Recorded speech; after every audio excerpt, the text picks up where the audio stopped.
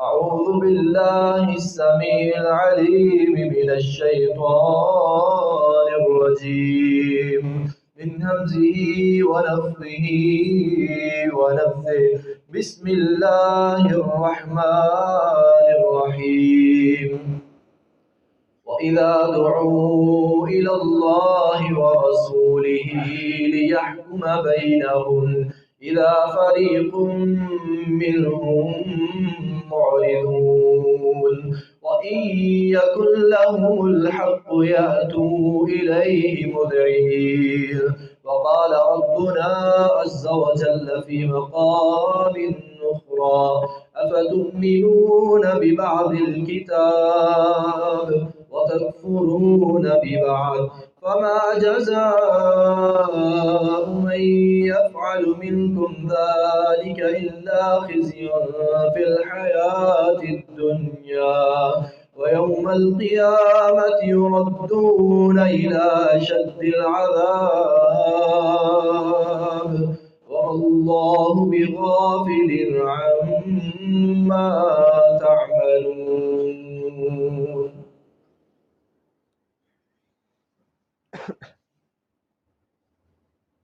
قسم کی تعریفات تسبیحات اللہ رب العالمین کے لیے، احکم الحاکمین کے لیے، علام الغیوب کے لیے، درود و سلام پیارے پیغمبر ساقی کوثر شافی محشر سید الاولین والآخرین امام الانبیاء حضرت محمد الرسول اللہ صلی اللہ علیہ وآلہ وسلم کی ذات اقدس پر کہ جن کو اللہ رب العزت نے ہمارے لیے ہادی رہبر اور رہنما بنا کر بھیجا ہے۔ اللہ رب العالمین قرآن مجید کے اندر سورہ النور میں ارشاد فرماتے ہیں وَإِذَا دُعُوا إِلَى اللَّهِ وَرَسُولِهِ، اور جب ان کو بلایا جاتا ہے اللہ اور اس کے رسول کی طرف لِيَحْكُمَ بَيْنَهُمْ، تاکہ وہ ان کے درمیان فیصلہ کریں، اِذَا فَرِيقٌ مِّنْهُمْ مُعْرِضُونَ، تو لوگوں کا جو ایک گروہ ہے وہ اپنے منہ کو پھیر لیتا ہے، وہ اعراض کرتا ہے، یعنی اللہ اور اس کے رسول کے فیصلے کے اوپر وہ راضی نہیں ہوتا۔ اور اس سے اگلی آیت میں اللہ فرماتے ہیں وَإِن يَكُن لَّهُمُ الْحَقُّ، اور اگر ہو حق ان کے لیے یَأْتُوا إِلَيْهِ مُذْعِنِينَ، تو یہ مطیع ہو کر، فرما بردار ہو کر اس کی طرف آ جائیں گے، اس کو قبول کر لیں گے۔ یعنی اگر فیصلہ ان کے خلاف جا رہا ہے تو یہ اس فیصلے کو مانیں گے نہیں، اور اگر فیصلہ ان کے حق میں جا رہا ہے تو اس کو یہ قبول کر لیں گے۔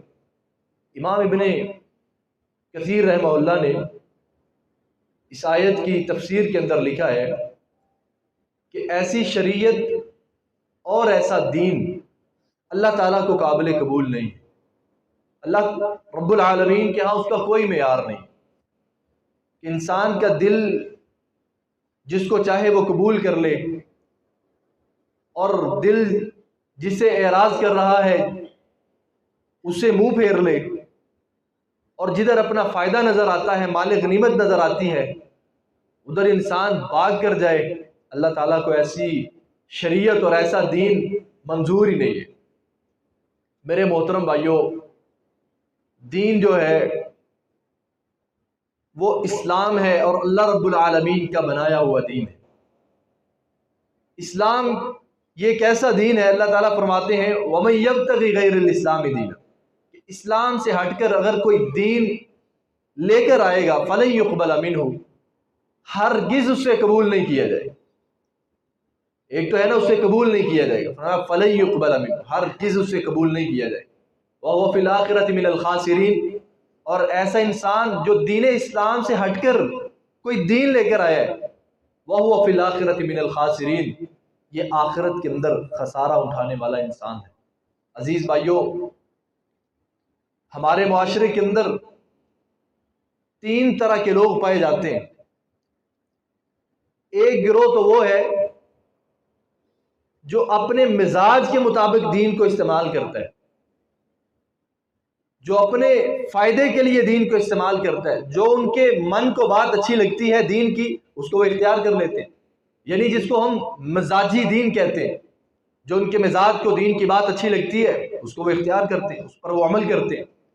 اور دوسرا طبقہ وہ ہے جو سماج کا دین ہے، یعنی لوگ دیکھتے ہیں کہ لوگ کیا کر رہے ہیں، انسان دیکھتا ہے لوگ کیا کر رہے ہیں، اگر وہ حرام کی طرف جا رہے ہیں وہ بھی حرام کی طرف جا رہے ہیں، اگر وہ ناجائز کام کر رہے ہیں یہ بندہ بھی ان کو دیکھ کر ناجائز کام کر رہا ہے۔ یہ ہوتا ہے سماج کا دین، یعنی جس طرح لوگوں کو معاشرے کو کرتے ہوئے دیکھا ویسے ہی جو ہے نا اپنا دین بنا لیا۔ اور تیسرا ہے رب کائنات کا دین، اللہ رب العالمین کا بنایا ہوا دین، اس کے اندر کوئی تبدیلی نہیں ہے، نہ وہ مزاج کو سامنے رکھتا ہے، نہ وہ سماج کو سامنے رکھتا ہے، نہ وہ افراد کو سامنے رکھتا ہے، معاشرے کو اس کی کوئی پرواہ نہیں ہے۔ اس کی بے مثال اس کی بے شمار مثالیں، ایک مثال نہیں ہے اس چیز کی، بے شمار مثالیں۔ مثال کے طور پر ایک شخص جو ہے وہ دودھ کے اندر پانی ڈال رہا ہے اور کچھ بچا ہوا پانی جو ہے وہ کھڑا ہو کر نہیں پیے گا، بیٹھ کر پیے گا۔ اس سے آپ پوچھیں آپ ایسے کیوں کر رہے ہیں، وہ کہے گا یہ تو سنت طریقہ ہے، بیٹھ کر پانی پینا سنت طریقہ ہے۔ بھائی اتنا سنت کا پابند ہے یہ انسان کہ وہ پانی پی رہا ہے تو بیٹھ کر پانی پی رہا ہے، اور پھر اس نے دودھ میں پانی کیوں ملایا؟ کیونکہ ایسے اس نے لوگوں کو کرتے ہوئے دیکھا۔ یہ سماج کا دین ہے نا، اللہ کا یہ دین نہیں ہے، لوگوں کو جیسے کرتے ہوئے دیکھا ویسے کام کر لیے۔ اسی طرح ایک اور مثال، بعض لوگ یہ مسئلہ پوچھتے ہیں کہ روزہ رکھا ہوا ہو اور حلق سے نیچے وضو کرتے ہوئے غیر ارادی طور پر پانی کا 1 قطرہ یا 2 قطرے یا 3 قطرے اگر نیچے چلے جاتے ہیں تو روزہ ٹوٹ جاتا ہے یا نہیں ٹوٹتا؟ سوال کرتے ہیں نا۔ غیر ارادی طور پر بندہ وضو کر رہا ہے اور وضو کرتے ہوئے غیر ارادی طور پر 2-3 قطرے پانی کے حلق سے نیچے اتر جاتے ہیں تو انسان کا وضو ٹوٹتا ہے یا نہیں ٹوٹتا؟ سوال کرتے ہیں۔ مگر ایسے ہی سوال کرنے والے لوگ انہوں نے باپ کی وراثت سے بہن کے حصے کے کئی ایکڑ جو ہے وہ اپنے حلق سے نیچے اتارے ہوئے ہوتے ہیں، وہاں پہ سوال نہیں کریں گے۔ کیوں؟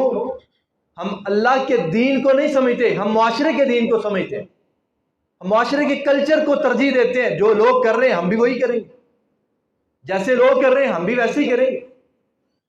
جو ہمارا معاشرہ کرتا جائے گا وہی ہمارے لیے دین بنتا جائے گا۔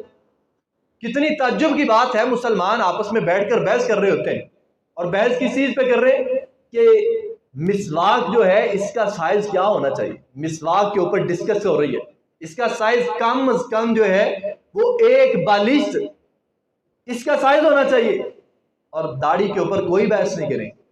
حالانکہ مسواک کو اس کے سائز کو شریعت نے ڈسکس ہی نہیں کیا، اور داڑھی کے بارے میں رسول اللہ صلی اللہ علیہ وسلم نے بے شمار جو احکام ہیں ارشاد فرمائے، واف اللحا، اوف اللحا، ارخ اللحا، وفر اللحا، حکم فرمائے نبی علیہ السلام نے داڑھی کو معاف کرو، داڑھی کو بڑھاؤ، داڑھی کو اس کی حالت پہ چھوڑو۔ یہ انبیاء کی سنت ہے، یہ امام کائنات علیہ السلام کی سنت ہے، مگر ہم کس چیز کو لے کر بیٹھے ہوئے ہیں کہ مسواک کا سائز کیا ہونا چاہیے، داڑھی کے بارے میں کوئی خبر نہیں۔ اللہ رب العالمین نے قرآن مجید کے اندر فرمایا ہے، یا ایھا الذین آمنوا ادخلوا فی السلم کافہ، اے ایمان والو اسلام کے اندر پورے کے پورے داخل ہو جاؤ۔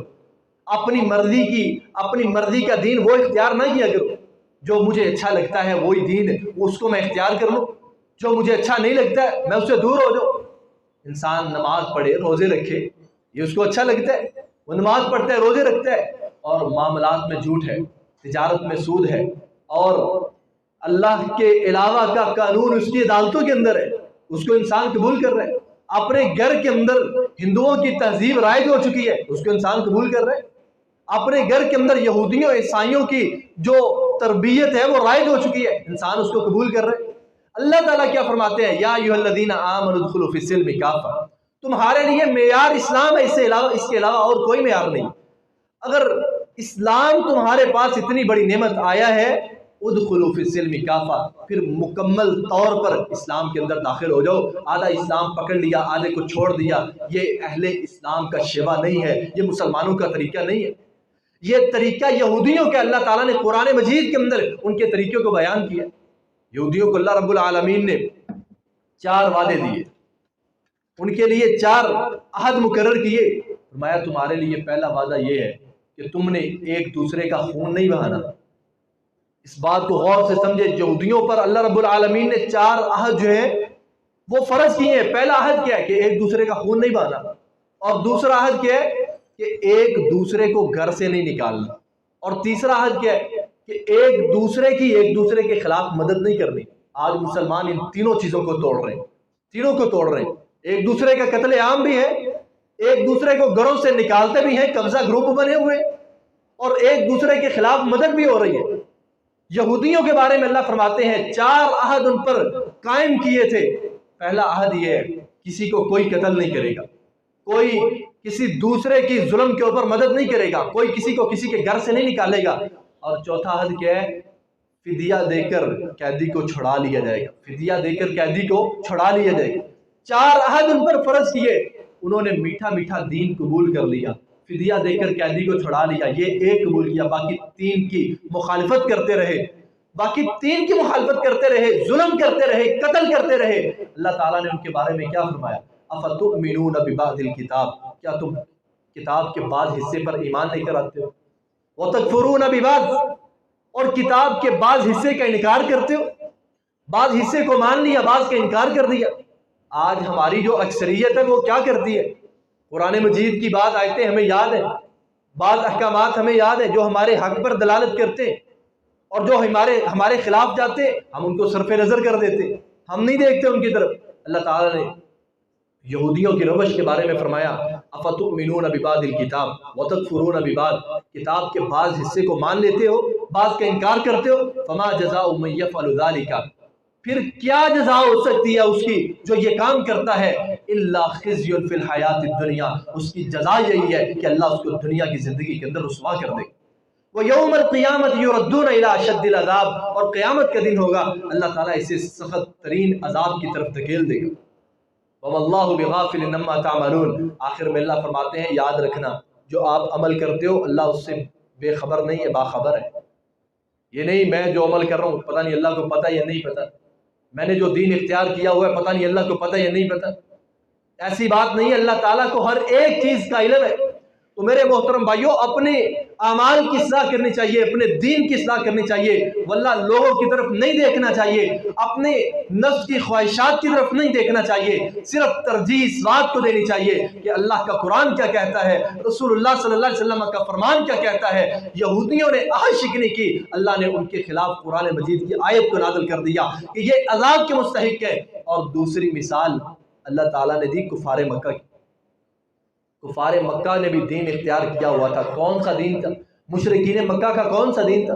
ان کا مزاجی دین تھا، ان کا سماجی دین تھا، ان کا اپنی ذات کا دین تھا، اپنی خواہشات کا دین تھا، اپنی خواہشات کے متبع تھے۔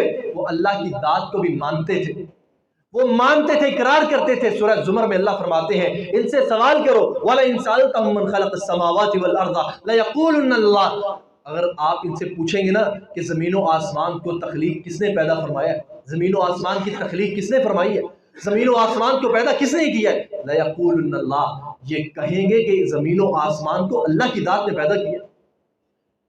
یہ گواہی دیں گے، اقرار کریں گے کہ زمین و آسمان کو پیدا اللہ کی ذات نے کیا ہے۔ مگر دوسری طرف آئیں، ایک طرف یہ اقرار کرتے تھے اور دوسری طرف کیا کہتے تھے؟ نعوذ باللہ اللہ کی ذات کو اتنا بے بس قرار دیتے، کہتے جب انسان مر جائے گا اللہ اس کو دوبارہ زندہ نہیں کر سکے۔ اللہ یہ سورہ یاسین میں اللہ فرماتے ہیں وَضَرَبَ لَنَا مَثَلًا، اس نے ہمارے لیے مثال بیان کی ہے، وَنَسِيَ خَلْقَهُ، حالانکہ یہ اپنی تخلیق کو بھول چکا ہے۔ اور اس نے کیا کہا؟ قَالَ مَن يُحْيِي الْعِظَامَ وَهِيَ رَمِيمٌ، یہ کہتا ہے کہ ایک ہڈی کو لے کر آیا، اس کو بورنا شروع کر دیا، اور بعد میں کیا کہتا ہے؟ مَن يُحْيِي الْعِظَامَ وَهِيَ رَمِيمٌ، یہ جو وہ سیدھا ہوئی ہڈی ہے اللہ اس کو دوبارہ زندہ کیسے کرے گا؟ اس بری ہوئی ہڈی سے اللہ ایک انسان کو کیسے کھڑا کرے گا؟ ایک طرف ان کا عقیدہ ہے کہ اللہ نے زمین و آسمان کو پیدا کیا، عدم سے وجود بخشا ہے، اور دوسری طرف نعوذ باللہ اللہ کی ذات کو اتنا بے بس قرار دے رہے ہیں۔ مشرکین مکہ کہتے ہیں کہ یہ جو ہڈیاں قبرستان کے اندر پڑی ہوئی ہیں، اللہ ان سے زندہ انسان دوبارہ کیسے کھڑا کرے؟ وہ اس بات کا انکار کیوں کرتے تھے؟ کیونکہ وہ آخرت کے منکر تھے، آخرت کا انکار کرنے والے تھے۔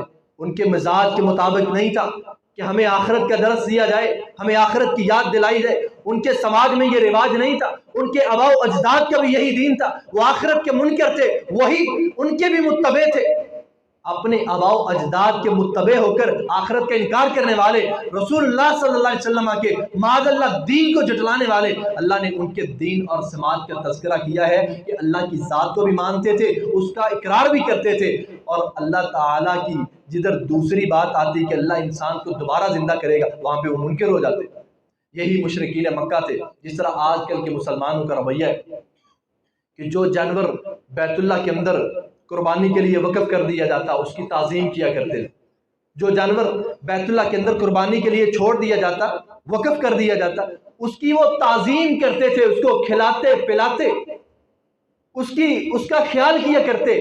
اور یہی مشرکین مکہ تھے کہ بنو خزاعہ نے پناہ پکڑی ہوئی تھی بیت اللہ کے اندر، حرم کے اندر، ان کو حرم کے اندر انہوں نے قتل کر دیا۔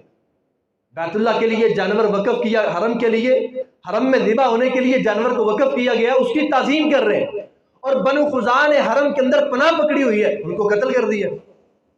اپنی سوچ کے مطابق چلتے تھے، اللہ کے دین کو مانتے نہیں تھے، اپنے مزاج کے دین کو مانا ہوا تھا، اللہ کے دین کو قبول نہیں کیا ہوا تھا۔ یہی مشرکین مکہ تھے، وہ غیرت کے نام کے اوپر بیٹی کو زندہ دفن کر دیا کرتے تھے۔ ان کے پیچھے سوچ کیا ہوتی تھی کہ کل کو ہمارا کوئی داماد بنے گا، یا مجھے کوئی یہ کہے گا کہ آپ کے گھر کے اندر بیٹی ہے، یا کل کو میرے دشمن سے ٹاکرا ہوتا ہے تو میرا دشمن کہیں میری بیٹی کو اٹھا کر نہ لے جائے۔ یہ تین وجوہات ہوتی تھی ان کی بنا پر وہ یہ کہا کرتے تھے، ان کی بنیاد کے اوپر وہ بچیوں کو زندہ دفن کر دیا کرتے تھے۔ یعنی ایک طرف غیرت کا اتنا المیہ پیش کرتے، اور دوسری طرف کیا ہوتا تھا کہ انہی کی عورتیں بالکل برہنہ ننگی ہو کر بیت اللہ کا طواف کر رہی ہوتی۔ ایک طرف کیا نظریہ دے رہے، بچیوں کو مار رہے، اور دوسری طرف انہی کی عورتیں جو ہے وہ بالکل برہنہ حالت کے اندر بیت اللہ کا طواف کر رہی۔ یہ کس کا دین ہے؟ یہ اپنے مزاج کا دین تھا، یہ سماج کا دین تھا، یہ اپنے معاشرے کا دین تھا، یہ اللہ کا دین نہیں تھا۔ یہی مشرکین مکہ کہ جو غیرت کے نام پر جان دے دیا کرتے تھے، انہی کی جو عورتیں ہیں، صحیح البخاری کی حدیث ہے کہ زمانہ جاہلیت کے اندر ایک عورت جو ہے، ایک عورت 10 مردوں کے ساتھ شادی کیا کرتی تھی۔ کہاں جاتی تھی ان کی غیرت؟ صرف اپنے من پسند دین کو اختیار کرنے والے تھے مشرکین مکہ۔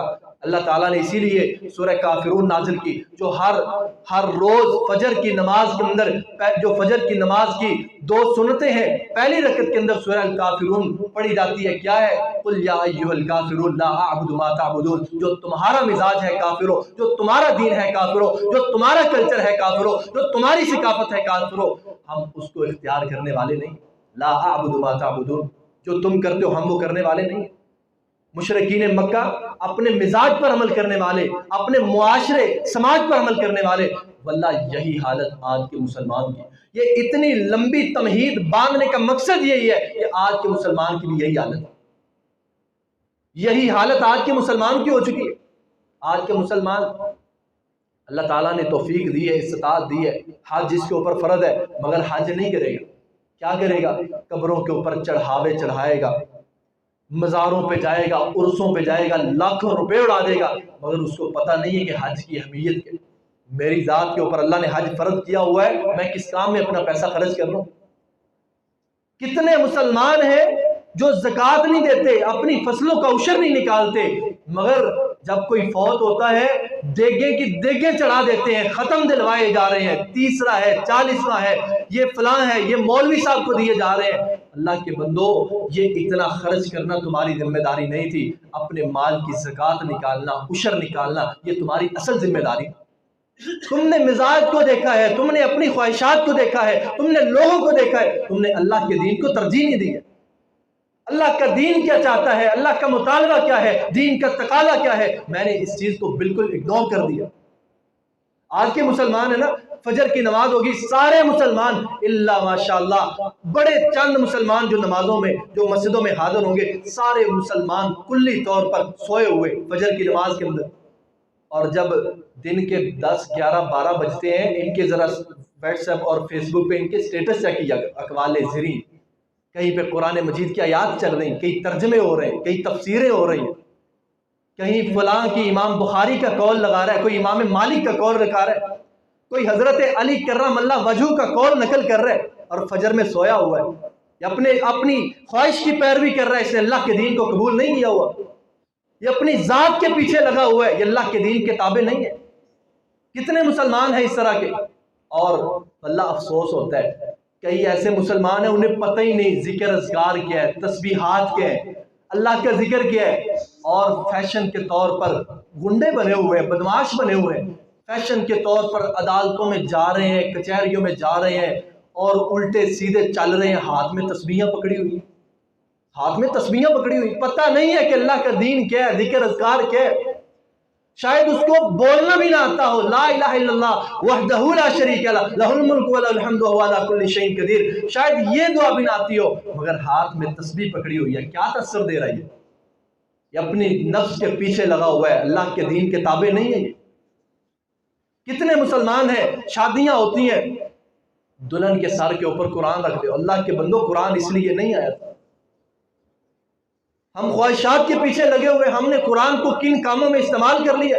واللہ افسوس ہوتا ہے، آج کوئی مسلمان اللہ کو پیارا ہوتا ہے، لوگ تعزیت کے لیے جاتے ہیں، رسول اللہ صلی اللہ علیہ وسلم نے اتنی پیاری دعا سکھلائی، اپنے مسلمان بھائی کی تعزیت کے لیے گئے ہو، وہاں پر جا کر کہو انا للہ و انا الیہ راجعون، ان للہ ما اخذ ولہ ما اعطى کل شیء عنده باجل مسمى فلتصبر ولتحتسب۔ اتنی پیاری دعا نبی علیہ السلام نے سکھلائی ہے، اعظم اللہ اجرک واحسن عزاءک وغفر لمیتک، اللہ تمہارے اجر کو بلند کر دے، واحسن عزاءک وغفر لمیتک، اللہ تمہاری میت کے درجات بلند کر دے، اس کی مغفرت کر دے۔ مگر مسلمانوں کا طریقہ کیا ہے؟ تعزیت کے لیے گئے، چلو جی فاتحہ، لفظ بھی نہیں کہنا، فاتحہ کہہ لو، فاتحہ بھی نہیں کہنا آتا، حالانکہ فاتحہ رسول اللہ صلی اللہ علیہ وسلم نے یہ درس دیے، ہم نے اس کو رواج بنایا ہوا ہے، ہم نے اس کو مزاج بنایا ہوا ہے، ہم نے دین کا حصہ بنایا ہوا ہے، اور جو دین اللہ کے نبی علیہ السلام نے دیا ہے، واللہ آج ہم اس سے کنارہ کش ہو چکے ہیں، ہم ایک ایک چیز کے اندر دین اسلام کو ختم کرتے جا رہے ہیں۔ ہر بندے نے اپنے اپنے دائرے بنائے ہوئے، ہر بندے نے اپنے لیے لائنیں لگائی ہوئی ہیں، ہر بندے نے اپنی اپنی سنتیں ایجاد کی ہوئی ہیں۔ ایک بندہ نماز پڑھ رہے، رفع الیدین کر رہے، نماز پڑھ رہے، ایک بندہ رفع الیدین کر رہے، نماز پڑھ رہے، مگر اس نے داڑھی نہیں رکھی ہوئی، مگر اس کی شلوار ہمیشہ ٹخنے سے نیچے رہتی ہے، یہ بندہ اپنے ماحول کے دائرہ کار کے اندر ہے، یہ اللہ کی اطاعت میں نہیں ہے۔ ایک بندہ نماز بھی پڑھ رہا ہے، حرام بھی کھا رہا ہے، یہ اللہ کی اطاعت میں نہیں ہے، یہ اپنی ذات کے پیچھے لگا ہوا ہے، اللہ کے دین کے تابع نہیں ہے۔ یہ بحثیں ہوتی رہتی ہیں، جی ٹوپی کے بغیر نماز ہو جاتی ہے، نہیں ہوتی، ٹوپی کے بغیر نماز نہیں ہوتی، آپ کو ٹوپی سر پہ رکھنی چاہیے، ایسا کرنا چاہیے، ویسا کرنا چاہیے، کبھی سوچا کہ داڑھی کے بغیر نماز ہوتی ہے نہیں ہوتی؟ ہم ایک ایک چیز کے اوپر تبصرے، کوئی تبصرے کرتا ہے جی پگڑی ہری ہو، نیلی ہو، پیلی ہو، اس طرح کی ہو، شلوار آپ کی کدھر ہو اس کی فکر ہے آپ کو؟ سمیت امام سمیت مقتدیوں سب کی شلوار ٹخنوں سے نیچے جا رہی ہوتی ہے، کسی کو کوئی فکر نہیں ہے۔ میرے محترم بھائیوں، دین اس چیز کا نام نہیں ہے جو میں آپ حد مقرر کر دیں، اور واللہ اس سے بڑھ کر اس چیز پر افسوس ہوتا ہے۔ دیکھیے مسلمان ہے نا، بڑی چیزوں کے اندر ہم دلائل کے قائل ہیں، ہمیں دلیل دکھاؤ ہم تب مانیں گے، دلائل کے قائل ہیں، اور مسلمان دلیل پہ آئے تو ابو لہب کی خواب کو حجت مان لے، اور اگر نہ ماننے پہ آئے تو اللہ کی کتاب کا انکار کر دے، قرآن مجید کی آیت کا انکار کر دے۔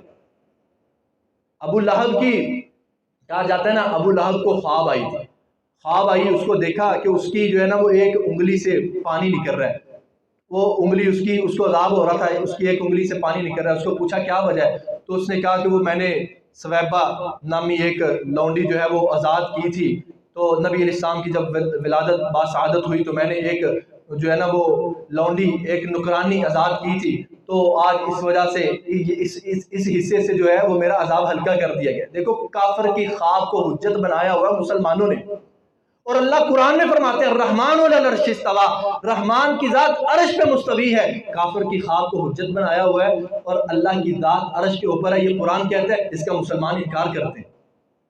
اپنے اپنے بنائے ہوئے دین ہیں، اپنے اپنے بنائے ہوئے کلچر ہیں، اپنی اپنی ثقافتیں، اپنی اپنی بنائی ہوئی تہذیبیں۔ ہم کس دین کے پیچھے چل رہے ہیں؟ ہم نے کس نبی علیہ السلام کا کلمہ پڑھا؟ واللہ ہمیں رسول اللہ صلی اللہ علیہ وسلم کے جو سیرت مبارکہ ہے، طیبہ ہے، ہمیں اس کے بارے میں خبر ہی نہیں ہے۔ کتنے اس طرح کے مسلمان ہیں کہ جو ربیع الاول کا مہینہ آتا ہے، جشن کے اندر جائیں گے، جلوس نکالیں گے اور ان کو محب رسول کہا جائے گا، انہیں محبت کی ڈگری دے دی جائے گی، چاہے جائے اس بندے نے پورا سال نماز چکھی نہ ہو، اسے عاشق رسول کہا جائے گا۔ اور ایک وہ بندہ جو صوم و صلات کا پابند ہے، شریعت کا پابند ہے، جو سنت کو چہرے پہ سجاتا ہے، سنتوں پر عمل کرتا ہے، اگر وہ جشن کے اندر شریک نہیں ہوا، اس کو کہا جائے گا یہ پکا گستاخ ہے۔ جس نے سارا سال نماز چکھی نہیں ہے، وہ جشن میں شریک ہو گیا، اس کو کہا جائے گا یہ عاشق رسول ہے۔ یہ ہمارے اپنے پیمانے، یہ محبت کے معیار ہیں۔ واللہ مسلمانوں کو کیا ہو گیا کہ اپنے اپنے پیمانے انہوں نے بنائے ہوئے ہیں۔ دین یہ نہیں ہے۔ اللہ تعالیٰ فرماتے ہیں وَمَن يَبْتَغِ غَيْرَ الْإِسْلَامِ دِينًا فَلَن يُقْبَلَ مِنْهُ، قرآن مجید کی آیت ہے۔ اللہ فرماتے ہیں وَمِنَ النَّاسِ مَن يَعْبُدُ اللَّهَ عَلَىٰ حَرْفٍ، لوگوں میں سے بعض وہ ہیں جو اللہ کی عبادت کرتے ہیں مگر ایک کنارے پر آ کر کرتے ہیں۔ کنارے پر آ کر کیسے کرتے ہیں؟ اس کی ایک مثال ہے، جیسے لوگ اپنے مفادات کے پیچھے بھاگتے ہیں۔ تبوک کا موقع تھا، موجم الکبیر کی روایت ہے، نبی علیہ السلام کے پاس ایک منافق آیا جس کا نام جد بن قیس ہے۔ آ کر کیا کہنے لگا یا رسول اللہ آپ تبوک کے لیے جا رہے ہیں، رومیوں کی جو عورتیں یہ بہت زیادہ خوبصورت ہیں، مجھے اس بات کا ڈر ہے کہ میں وہاں پہ جاؤں اپنے نفس کے اوپر قابو نہ پا سکوں، میں کہیں فتنے میں مبتلا نہ ہو جاؤں، لہٰذا آپ میرا عذر قبول کیجئے اور مجھے جہاد سے اجازت دے دیجیے، جہاد سے چھٹی دے دیجیے۔ واللہ یہ آج کے مسلمانوں کا طریقہ کار ہے، یہ آج کے مسلمانوں کا مزاج بنا ہوا ہے کہ دین کے اندر چور دروازے اختیار کرنے، اسلام کے تشخص کو مجروح کرنا، اسلام کے چہرے کو بگاڑ کر لوگوں کے سامنے پیش کرنا، یہ کان منافقا خالصا، یہ پکے اور سچے منافق تھے جن کا اللہ نے ذکر قرآن مجید میں کیا۔ اور اللہ فرماتے ہیں وَمِنَ النَّاسِ مَن يَعْبُدُ اللَّهَ عَلَىٰ حَرْفٍ فَإِنْ أَصَابَهُ خَيْرٌ اطْمَأَنَّ بِهِ، لوگوں میں سے بعض وہ ہیں جو اللہ کی عبادت ایک کنارے پہ رہ کر کرتے ہیں، اگر ان کو خیر پہنچتی ہے وہ اس پر مطمئن رہتے ہیں۔ وَإِنْ أَصَابَتْهُ فِتْنَةٌ انقلب عَلَىٰ وَجْهِهِ خَسِرَ الدُّنْيَا وَالْآخِرَةَ، اگر آزمائش آتی ہے تو چہرے کے بل پھر جاتے ہیں۔ اللہ فرماتے ہیں خَسِرَ الدُّنْيَا وَالْآخِرَةَ، اپنی مرضی کے دین اختیار کرنے والے خَسِرَ الدُّنْيَا وَالْآخِرَةَ، دنیا میں بھی خسارے میں ہے، آخرت کے اندر بھی خسارے میں ہے۔ ذَلِكَ هُوَ الْخُسْرَانُ الْمُبِينُ، اس سے بڑا اور کوئی خسارہ ہو نہیں سکتا ہے۔ اللہ تعالیٰ سے دعا ہے اللہ تعالیٰ قرآن و سنت کو سمجھنے اور اس پر عمل کرنے کی توفیق عطا فرمائے۔ وآخر دعوانا الحمد للہ رب العالمین۔